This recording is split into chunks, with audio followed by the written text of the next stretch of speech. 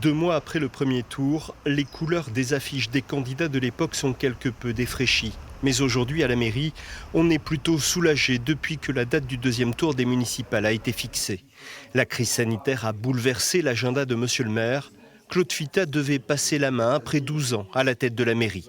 Il est urgent, selon lui, de sortir de cette situation pour le bien de la collectivité et des candidats. Quand on parle de développement durable, quand on parle de liaison douce, tout ça, c'est des choses à mettre en place et qui ne peuvent se faire que dans les années à venir. Donc il faut du temps de prévoir l'avenir et on a besoin des nouveaux élus pour engager ces nouveaux projets. Dans les 11 bureaux de vote de la commune, les règles sanitaires seront plus strictes qu'au premier tour, avec notamment le port du masque obligatoire pour tous. Une mesure qui devrait rassurer les 55 assesseurs. Aucun d'entre eux n'a été contaminé le 15 mars dernier. On le voit dans la rue, je pense que plus de 50% des gens portent le masque déjà.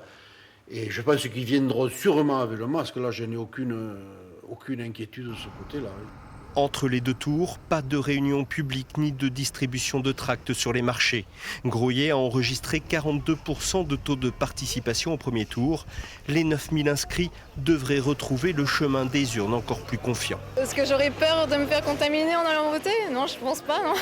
C'est comme au premier tour, il faut avoir des gants, il faut avoir un masque, un peu de gel au départ, puis voilà, c'est tout. Je pense que c'est la bonne période. Déjà, au niveau économique, il faut bien relancer, au niveau des mairies.